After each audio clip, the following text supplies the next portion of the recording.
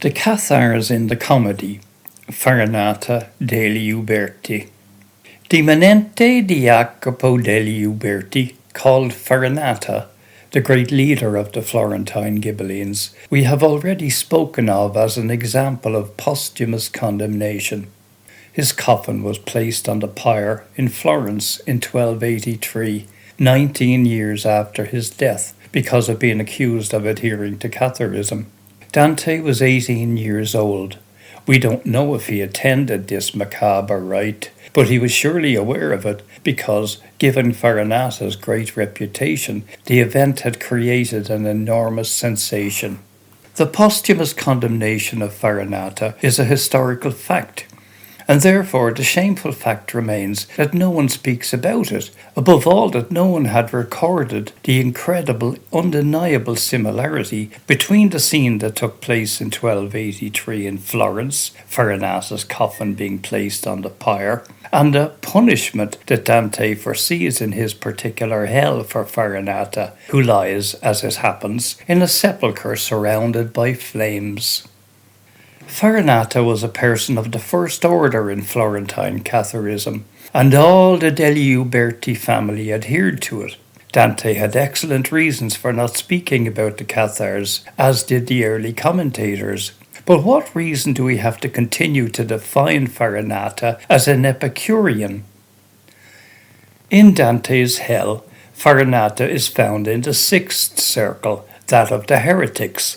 The place is described as a great plain full of sepulchres that Dante compares to two Roman necropolises. Page 67, that of Arles, and that, which is gone today, of Pola, except that here the sepulchres were much more harsh, because the sepulchres were surrounded by flames that made them red hot. Virgil explains, "And he to me, here are arch-heretics and those who followed them, from every sect. Those tombs are much more crowded than you think. Here, like has been ensepulchred with like." Hell 9, 127 to 130.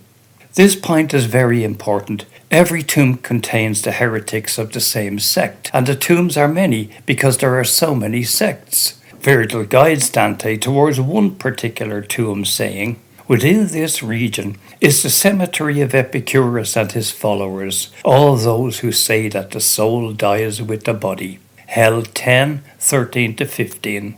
The Patarines were often denominated by the term Epicureans, and even the Ghibellines, according to the Bosco Reggio edition, and we know that the name Patarine really indicated the Cathars.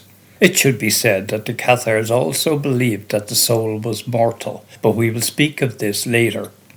Dante and Virgil walk among those seemingly empty tombs from which laments come out, when, in a scene of great moment, a voice booms loudly, "O Tuscan, you who pass alive across the fiery city with such seemly words, be kind enough to stay your journey here."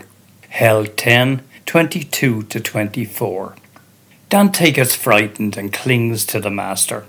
"But he told me, turn around! What are you doing? That's Farinata who has risen there." Page 68. "You will see all of him from the waist up." My eyes already were intent on his, and up he rose, his forehead and his chest, as if he had tremendous scorn for hell. My guide, his hands encouraging and quick, thrust me between the sepulchres towards him. Hell 10, 31 to 38. I wanted to quote the entire section to show one thing. Virgil, who we never forget, has the role of spiritual guide, addresses and even holds on to Dante, something that he never did, nor will ever do for any other character, towards Farinata, whose nobility of spirit and Dante's great esteem towards him comes across in these few verses. To be sure, Farinata is in hell, but Dante has only words of praise for him. He asked earlier in Canto 6, where was Farinata and the others who were so worthy, whose minds bent towards the good, and who, in Canto 10, come to define magnanimous? Beyond the words, that always have their weight, there is then an extremely significant clue. bearing in mind that Dante's path always leads to the left, while that in purgatory is always to the right. Here a strange fact occurs. Immediately before the meeting with Farinata, Dante specifies that Virgil turned to the right hand, while after the dialogue with Farinata, he says that his steps moved to the left hand.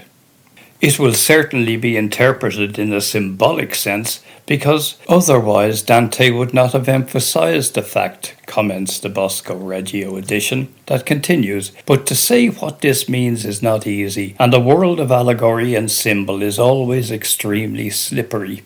That's true too, but not in this case, because the left-right symbolism is known. It suffices to think of the universal justice, where the good will be on the right and the damned will be on the left side of God, or the thieves on both sides of Jesus. It is a symbolism present in almost all the traditions. Page 69. I don't think that what is difficult for the critics to understand is the meaning of going towards the right. Because of the precise biblical references, it is clear and unequivocal, but rather the move to the right to meet Farinata degli Uberti. But the Bosco Reggio edition is correct on one point. He must want to say something, because otherwise Dante would not have emphasized the fact. So then, we search to understand what Dante wanted to say. Farinata, famous character, who a few years before had been condemned as a heretic, Cathars. Could he have been placed in paradise? Absolutely not. It is true characters are found in paradise that are more than questionable, but a Cathars, in those times in which the tribunals of the Inquisition still operated at full steam, would have really been too much. So Dante places him in hell among the heretics from a formal and unassailable point of view. But through the symbolic language, he says the exact opposite and shows to whoever wants to understand what his thinking really is. In the circle of the heretics, we find an example of the tricks used by Dante, one of which is that of affirming elsewhere important things for the understanding of a canto. The meeting with Farinata is located in Canto 10, but the discourse on the structure of this circle is found in Canto 9, in clear words, like with like is sepulchred, or that every tomb welcomes the followers of a specific heresy. Farinata and the father of Guido Cavalcanti were both Cathars, there is no doubt, but at this point there were also more than 1,000 other Cathars who are found in the same sepulchre, and of whom Farinata mentions only 2, Frederick II and the Cardinal. This is a scoop. It is true that under Frederick II, voices ran that were heretical or Epicurean, but that they were Cathars, no one had ever said that, and here Dante says it, unequivocally. It is all the more surprising to see a cardinal among the Cathars.